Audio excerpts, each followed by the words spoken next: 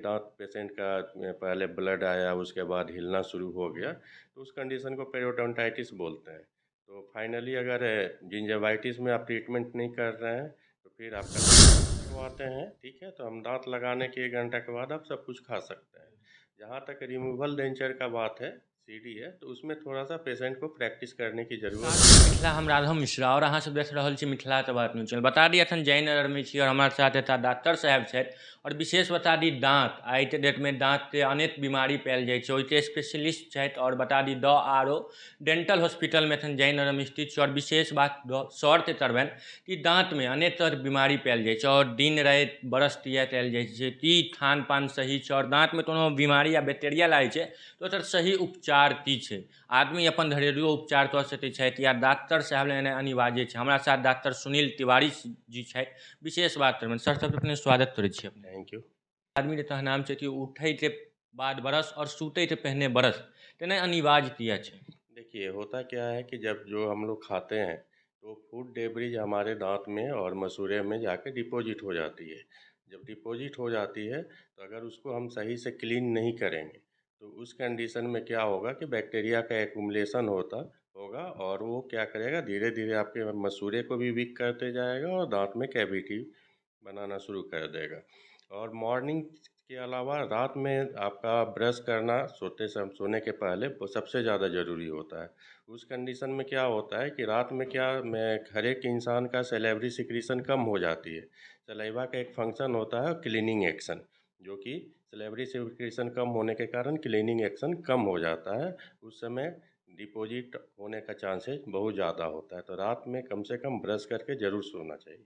Sir ये तो बात और है, विभिन्न कैंडिडेट भी आता है जिनके पास आ जाता है कि दांत मजबूत करे और बैक्टीरिया दांत में लगता है वो बहुत खराब माना जाता है। तो बैक्टीरिया किस प्रकार से लगता है दांत में? जब फूड डेब्रिज वहाँ पे एक्युमुलेट होगा ना, तो वहाँ पे एनारोबिक कंडीशन प्रोड्यूस हो जाता है और वहाँ पे बैक्टीरिया एक्युमुलेट होना शुरू हो जाता है। जब उस फूड बैक्टीरिया आप सही से क्लीन नहीं कर रहे हैं तो वहाँ पे फूड डेब्रिज में बैक्टीरिया का एक्युमुलेशन शुरू हो जाता है। वही बैक्टीरिया आपके टूथ को और मसूड़े को खराब करता है। सर अपने पास संस्था है जिसमें विभिन्न तरह का उपचार दिया जाता है, तो अपने पास किस किस चीज का उपचार दिया जाता है अपने हॉस्पिटल में? हमारे यहाँ दांत मसूड़े से रिलेटेड हर एक बीमारी का और प्राइमरी स्टेज में कैंसर डिटेक्शन का भी, बायोप्सी का, उसके बाद जबड़ा का फ्रैक्चर हो किसी भी तरह का, किसी तरह का एक्सीडेंटल पेशेंट हो जो माउथ से रिलेटेड हो, जबड़ा से रिलेटेड हो, इम्प्लांट का भी फैसिलिटी हमारे यहाँ है।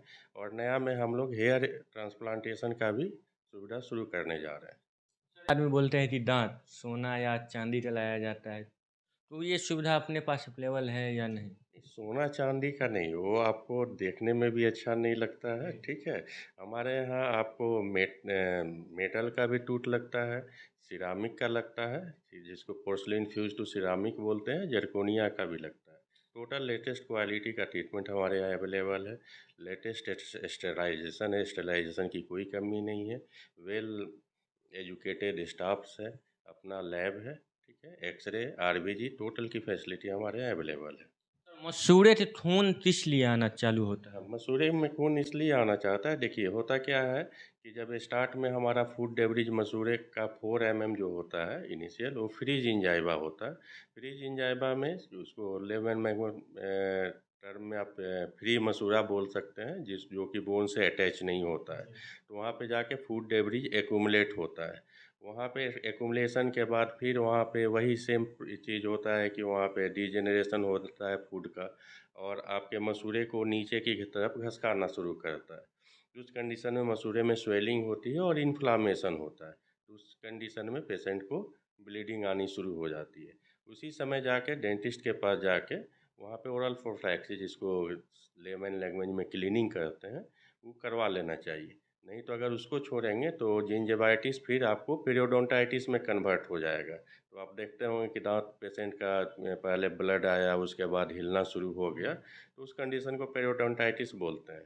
तो फाइनली अगर जिंजवाइटिस में आप ट्रीटमेंट नहीं कर रहे हैं तो फिर आपका दांत बचाना मुश्किल हो जाता है। आइसक्रीम खाने से दांत में झनझनाहट उत्पन्न होता है, वो किस लिए? तो वो होता है क्या, देखिए जब आपका दांत घिस गया है, आपके दांत का एनामेल ऊपर से ख़त्म हो गया है, तो डेंटिन वहाँ पे रहता है।